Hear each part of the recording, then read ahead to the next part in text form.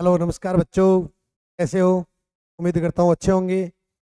मैं राकेश कुमार आपके अपने यूट्यूब चैनल मंजिल विद मैथ्स पर आपका हार्दिक स्वागत करता हूँ और उम्मीद करता हूँ कि 12वीं क्लास के बच्चों का बोर्ड एग्जाम की प्रिपरेशन बहुत शानदार तरीके से चल रही होगी, क्योंकि एग्जाम डेट आपकी बहुत नज़दीक आ गई। तो बच्चों लगे रहिए। इसी के साथ जो CUET यूजी के लिए फॉर्म चल रहे हैं उनमें बच्चों के बहुत सारे डाउट्स हैं। तो उन डाउट्स को लेकर मैं एक बार फिर आपके सामने आया हूं। बेटा मैं आपका थोड़ा सा टाइम लूंगा इसमें, जिसमें आप केयरफुली चीज़ों को देखिए और समझ आएगी, क्योंकि बच्चों के कई टाइप के डाउट है। एक डाउट तो ये है कि सर सब्जेक्ट कौन कौन से सेलेक्ट करें। एक टाइप का कन्फ्यूजन यूं है कि सर ये सर्टिफिकेट वाला मामला क्या है, डॉक्यूमेंट्स में क्या क्या मेरे को चाहिए। तो बेटा मैं आज इन चीज़ों को लेके सबसे पहले तो अपन सब्जेक्ट कॉम्बिनेशन की बात करेंगे। देखिए आपके पास टोटल 37 सब्जेक्ट इसमें आप ले सकते हो। टोटल 37 सब्जेक्ट्स टोटल है इसमें, जिसमें आपके 3 सेक्शन इसमें बने हुए हैं। ये सेक्शन आपका फर्स्ट है, ये सेकंड है और ये थर्ड है। फर्स्ट सेक्शन में आपके पास 13 लैंग्वेज है, क्षेत्रीय भाषाएं। सेकंड में आपके पास 23 डोमेन सब्जेक्ट्स है और थर्ड में GAT जनरल एप्टीट्यूड टेस्ट। ये 3 चीजें हैं। एक चीज तो सबसे पहली बात तो ये है कि टोटल आपके पास 37 सब्जेक्ट्स है, इसमें कॉम्बिनेशंस है। अब एक बच्चा कितने पेपर्स इसमें ले सकता है, कितने सब्जेक्ट इसमें चूज कर सकता है? एक बच्चा मैक्सिमम बेटा 5 सब्जेक्ट इसमें चूज कर सकता है। 5 या 5 से कम भी कर सकता है, लेकिन मैक्सिमम 5 है। और मैं बच्चों को एडवाइस करता हूं कि आप 5 के 5 चूज करिए। ये सेक्शन फर्स्ट, ये सेक्शन सेकंड और ये सेक्शन थर्ड। मैं बच्चों को एडवाइस ये करता हूं, सजेस्ट करता हूं कि आप फर्स्ट सेक्शन से लैंग्वेज लीजिए, एक लैंग्वेज कोई भी, जिसमें मैं सजेस्ट ये करता हूं कि आप इंग्लिश ले। बिकॉज आप इंग्लिश सब्जेक्ट यदि चूज कर लेते हैं तो उसके साथ मैक्सिमम यूनिवर्सिटीज के लिए आप एलिजिबल हो जाते हैं। बेटा देखो बहुत सारी यूनिवर्सिटी ऐसी है जो आपको हिंदी भाषा के अकॉर्डिंग या अदर भाषाओं के अकॉर्डिंग भी आपको एडमिशन देती है, लेकिन जैसे ही आप इंग्लिश सेलेक्ट कर लेते हैं, इंग्लिश सेलेक्ट करने का मतलब है कि आप मैक्सिमम यूनिवर्सिटीज के लिए एलिजिबल बन जाते हैं। फिर मैं ये कहता हूं कि 3 डोमेन लीजिए आप सेकंड से। 3 डोमेन सब्जेक्ट आप चूज करिए जो आपको अच्छे लगते हैं, और उसमें भी मैं सजेस्ट ये करता हूं कि जो आपके पास 12th क्लास में थे वो सब्जेक्ट आप चूज करिए, ऑप्शनल सब्जेक्ट। यदि कोई 12वीं साइंस मैथ्स का बच्चा है तो वो PCM चूज कर ले, बायोलॉजी का बच्चा है तो PCB चूज कर ले, कॉमर्स के जो सब्जेक्ट्स हैं जो आपने ऑप्शनल 12th क्लास में ले रखे हैं वो चूज कर ले, आर्ट्स का बच्चा जो आपने 12th क्लास में ऑप्शनल सब्जेक्ट ले रखे हैं वो चूज कर ले, और सेक्शन थर्ड से आप GAT ये चूज कर ले। तो आपके पास टोटल 5 सब्जेक्ट चूज कर सकते हैं आप, जिसमें एक लैंग्वेज मैं सजेस्ट करता हूं आप इंग्लिश चूज करें, GAT ये 2 तो आप पक्का चूज करें। इसके अलावा डोमेन में आपने जो 12th क्लास में ऑप्शनल सब्जेक्ट ले रखे हैं उनको चूज करिएगा। इससे क्या होता है बेटा कि मैक्सिमम यूनिवर्सिटीज के लिए आप एलिजिबल हो जाते हैं। हाँ वो अलग बात है कि किसी कोई यूनिवर्सिटी आपका सिर्फ इंग्लिश प्लस GAT से एडमिशन दे देता है, इसका स्कोर बनाता है। कोई यूनिवर्सिटी ऐसा भी है जो आपकी English plus maths plus GAT इससे आपका एडमिशन दे देता है। अलग अलग यूनिवर्सिटी का क्राइटेरिया अलग अलग है। तो बच्चों आप 5 सब्जेक्ट इसमें चूज करें, ठीक है। प्रत्येक सब्जेक्ट जैसे आपने 5 सब्जेक्ट चूज करे, प्रत्येक सब्जेक्ट से आपसे 50 क्वेश्चन पूछे जाएंगे, सारे क्वेश्चन कंपलसरी होंगे और MCQ टाइप्स आपसे क्वेश्चन पूछे जाएंगे, और CBT मोड में आपका एग्जाम होगा, कंप्यूटर बेस्ड मोड। एक सब्जेक्ट में 50 क्वेश्चन आपसे पूछे जाएंगे, और 50 क्वेश्चंस के लिए आपको 60 मिनट्स टाइम मिलेगा। आई बात समझ? तो इसमें मैं आपसे ये सजेस्ट करूंगा कि आप इन चीजों का ध्यान रखें। जैसे आपने 5 सब्जेक्ट चूज करें तो पांचों सब्जेक्ट्स में आपके 50-50 क्वेश्चन एमसीक्यू क्वेश्चन पूछेंगे। ये जरूर मानता हूं कि जैसे 10th क्लास में आपने बोर्ड एग्जाम दिया, 12th क्लास में बोर्ड एग्जाम दिया, आप हैबिचुअल हो, आप डिस्क्रिप्टिव आंसर देने के हैबिचुअल हो। लेकिन बेटा आपने को 12th के साथ यदि सीयूईटी के थ्रू एक बढ़िया यूनिवर्सिटी में, टॉप यूनिवर्सिटी जो देश की है उनमें जाना है, तो आपके लिए एमसीक्यू प्रैक्टिस बहुत मायने रखती है, बहुत जरूरी है। अगली बात मैं इसके साथ आपके सामने करूं कि सर इसका सिलेबस क्या बनता है। सिलेबस क्या बनता है, सिलेबस के बारे में अपन थोड़ा सा डिस्कस कर लेते हैं कि जैसे बेटा कोई बच्चा, किसी के दिमाग में होता है जेई, किसी के दिमाग में होता है नीट, किसी के दिमाग में होता है एनडीए, जो देश के अच्छे एग्जामों में से अपना महत्व रखते हैं। इन सब के लिए वैसे बात करते हैं तो नाम आता है एक एनसीईआरटी, लेकिन बेटा एनसीईआरटी सफिशिएंट नहीं है इसके लिए। इन तीनों एग्जाम्स के लिए एनसीईआरटी सफिशिएंट नहीं है, स्टैंडर्ड एनसीईआरटी और उसके आगे पीछे का कार्यक्रम भी अपने को तैयार करना पड़ता है। लेकिन एक चीज और है इसमें कि एनसीईआरटी में आपके पास 11th और 12th दोनों की एनसीईआरटी से क्वेश्चंस आपसे यहां पूछे जाते हैं। सीयूईटी में जो आपके डोमेन सब्जेक्ट्स हैं, डोमेन सब्जेक्ट में ओनली 12th एनसीईआरटी से सिलेबस पूछा जाता है। ये चीज आप ध्यान रखिए, 12th एनसीईआरटी से आपका एग्जाम होता है, उसी की तैयारी अपने को करनी होती है। इसलिए मैं कहता हूं कि बोर्ड एग्जाम की तैयारी के साथ साथ आजकल आरबीएसई बोर्ड ने तो एक बढ़िया स्कीम दे रखी है कि हर ऑप्शनल एग्जाम में आपको ऑप्शनल क्वेश्चन भी पूछे जाते हैं, एमसीक्यू क्वेश्चन भी पूछे जाते हैं। बोर्ड एग्जाम का जब बच्चा प्रिपरेशन करता है, बोर्ड एग्जाम की तैयारी करता है, बोर्ड एग्जाम के पेपर जब वो बच्चा देगा तो उसमें भी आपसे एमसीक्यू क्वेश्चन पूछे जाएंगे। तो मैं बच्चे को सजेस्ट ये करता हूं कि बेटा जैसे आप 12th क्लास का बोर्ड एग्जाम की तैयारी कर रहे हो, उसी में आप एमसीक्यू प्रैक्टिस बराबर रखिएगा, क्योंकि ये एमसीक्यू आपके बोर्ड एग्जाम में भी काम आएंगे, प्लस सीयूईटी में यहां भी आपके काम आने वाले। तो ये चीज सिलेबस वाली कंफर्मेशन आ गई, सिलेबस वाला कंफ्यूजन दूर हो गया कि अपने को सिलेबस क्या पढ़ना है। डोमेन सब्जेक्ट के लिए सिलेबस 12th क्लास की एनसीईआरटी, जेईई नीट एनडीए, यहां आपसे सिलेबस 11th और 12th एनसीईआरटी का पूछा जाता है और स्टैंडर्ड होता है।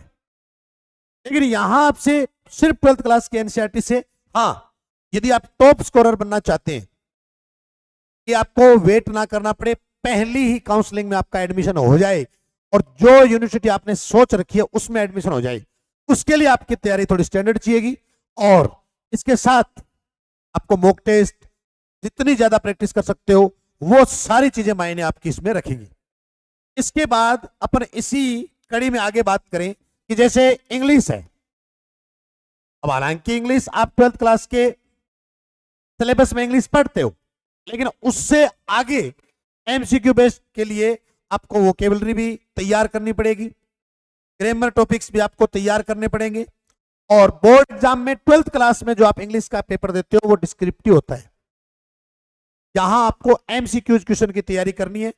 और डिस्क्रिप्टिव एग्जाम देते हैं तो बेटा अपने पास 12वीं क्लास का किसी भी एग्जाम में आप बैठते हो तो वहां आपको 3.25 घंटे का टाइम दिया जाता है, जिसमें आपको डिस्क्रिप्टिव देना होता है।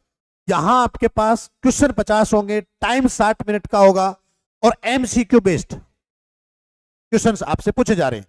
तो इसलिए मैं आपसे कहता हूं कि जितनी अच्छी तैयारी होगी, जितनी ज्यादा प्रैक्टिस होगी, वो बच्चा उतना ही अच्छा स्कोर करेगा। ये आपकी इंग्लिश की बात हो गई। अगली बात अपन इसी के अंदर कर ले जीएटी। जीएटी में क्या सिस्टम है? जीएटी में आपसे जनरल मैथ्स भी पूछी जाती है, रीजनिंग आपसे पूछी जाती है, और इसके अलावा जीके जिसमें जीएस, स्टैटिक्स वगैरह सारी चीजें, करंट अफेयर्स तक आपसे पूछी जाती है। ये तीनों चीजें मिला के आपके 50 क्वेश्चंस बनते हैं और 60 मिनट का टाइम आपको दिया जाता है। तो इसके लिए भी मैं बच्चों को कहता हूं कि आपके मार्च में एग्जाम खत्म हो रहे हैं, मैक्स टू मैक्स 15 मार्च तक आई थिंक अप्रोक्सीमेट बच्चों के एग्जाम खत्म हो जाएंगे। लगभग बच्चों के एग्जाम 15 मार्च तक हो जाएंगे। साइंस वाले बच्चों के जल्दी हो रहे हैं, आर्ट्स वाले के थोड़े और लेट होंगे, कॉमर्स वालों को भी बीच बीच में एग्जाम तो होंगे ही, तो मैं कहता हूं 15 मार्च तक आपका बोर्ड एग्जाम हो जाएगा। उसके बाद यहां सीयूईटी आपका एग्जाम करवाएगी बेटा मई के लास्ट में, या यूं कहूं कि 11 से 31 मई के बीच में इन्होंने डेट बता रखी है, और ये कह रहे हैं कि आगे पीछे भी हो सकता है। लेकिन अगर मोटा मोटा इन दोनों के बीच में क्राइटेरिया डिफरेंस निकालें तो आपके पास 60 डेज अप्रोक्सीमेट आपके पास बचते हैं। 60 डेज आपको सीयूईटी के लिए सर सफिशिएंट टाइम है। सीयूईटी के लिए सफिशिएंट टाइम है 60 दिन, जिनमें आप अपनी बेहतरीन तैयारी करके और सीयूईटी के थ्रू देश की टॉप यूनिवर्सिटीज में जा सकते हैं। इसके लिए आपको एक प्रॉपर मैटर मिले, प्रॉपर तैयारी मिले, प्रॉपर एनवायरमेंट मिले, और एक स्ट्रेटेजिस्ट के साथ आप तैयार करें। मैं बच्चों से उम्मीद करता हूं कि 12वीं क्लास में आप एनसीईआरटी पढ़ के आए हैं, तो उसकी तो आपको प्रैक्टिस की जरूरत है। आप अपने स्ट्रेटजी बना लेंगे भी मैं इतने इतने घंटे पर डे का सब्जेक्ट पढ़ूंगा, ऑप्शनल डोमेन सब्जेक्ट जो अपन सीयूटी में बोलते हैं। इसके अलावा इंग्लिश और जीएटी पे आपको एक्स्ट्रा मेहनत की जरूरत है, और अच्छे सिस्टम के साथ जुड़ोगे तो आप 60 दिनों में एक बेहतरीन तैयारी कर लोगे और आप एक अच्छा स्कोर ले लोगे। तो बेटा ये चीजें तो अपन ने बात करी कि इसकी सब्जेक्ट अपन कितने चूज करें, किस सब्जेक्ट का क्या सिस्टम रहता है, कितने क्वेश्चंस अपने पूछे जाते हैं और किस लेवल पे पूछे जाते हैं। अब इसके साथ ही मैं एक बात और इंक्लूड करता हूं कि एग्जाम फॉर्म सीयूईटी का जो फॉर्म भरते हैं उसमें सर्टिफिकेट्स वाली दिक्कत आ रही है कि एक तो जो बच्चा SC ST में होता है, या बच्चा ओबीसी या ईडब्ल्यूएस में होता है, या बच्चा जनरल कैटेगरी में होता है। ये 3 हिस्सों में सीयूईटी ने एनटीए ने आपको डिवाइड करके दिया है। अब SC ST का बच्चा जो होता है उसके लिए कास्ट सर्टिफिकेट एक ही होता है सर, चाहे वो स्टेट का मानो और चाहे वो सेंटर का मानो। इस बच्चे ने एक बार अपना बना लिया, ठीक है, चल जाएगा, कोई दिक्कत नहीं है, कहीं कोई रोकने वाली बात नहीं है। इसके बाद जो ओबीसी या ईडब्ल्यूएस के जो बच्चे हैं, इनको सर ओबीसी के बच्चों को कास्ट सर्टिफिकेट चाहिए, और वो भी सेंट्रल वाला चाहिए। ये चीज थोड़ा सा आप ध्यान रखें। हाँ, अलग अलग यूनिवर्सिटी ने अपनी इंफॉर्मेशन बुलेटिन में भी ये चीज कर रखी है अंडरलाइन की आपको नए फाइनेंशियल ईयर का कास्ट सर्टिफिकेट चाहिए होगा, वो भी सेंट्रल का। अभी जो ये कास्ट सर्टिफिकेट आपसे मांगा जा रहा है वो सिर्फ आपकी एग्जाम फॉर्म फीस डिसाइड करने के लिए मांगा जा रहा है। ये चीज आप ध्यान रखें। ये आप सीयूईटी की यूजी की जो इंफॉर्मेशन बुलेटिन है उसमें भी आप देख सकते हैं। जैसे ईडब्ल्यूएस वाले बच्चे के पास भी ईडब्ल्यूएस सर्टिफिकेट चाहिएगा उसको, वो भी सेंट्रल लेवल का। तो ये जो नया फाइनेंशियल ईयर जो आता है 31 मार्च तक फाइनेंशियल ईयर होता है, उसके बाद नया शुरू हो जाता है। तो आपके पास ये कहा जा रहा है कि 31 मार्च 2026 तक बना हुआ होना चाहिए। ये चीज अलग अलग यूनिवर्सिटी ने अपनी इंफॉर्मेशन बुलेटिन में डाल रखी है, आप उसको आराम से पढ़ सकते हैं। तो आप तो क्वेश्चन ये बनता है कि सर जनवरी में हम बैठे हैं, 31 तक ये अपने फॉर्म फिलअप करवा लेंगे, तो हम 31 मार्च 2026 तक कैसे पहुंच पाएंगे? बेटा इसमें भी सुनो, अभी जो आपसे सर्टिफिकेट मांगा जा रहा है वो सिर्फ आपका फीस का दायरा है। जैसे जनरल कैटेगरी में 3 सब्जेक्ट तक तो 1000 रुपए लिए जा रहे हैं, एनटी ने तय किए, प्लस यदि आप, क्योंकि इसमें मैक्सिमम आप 5 सब्जेक्ट चूज कर सकते हो, ये 3 सब्जेक्ट की फीस तो 1000 रुपए। अगर आप 2 सब्जेक्ट और लेते हो, टोटल 5 के 5 लेते हो, तो 2 सब्जेक्ट के सर आपसे 400 रुपए पर सब्जेक्ट के हिसाब से 1800 रुपए फीस आपसे ली जाएगी।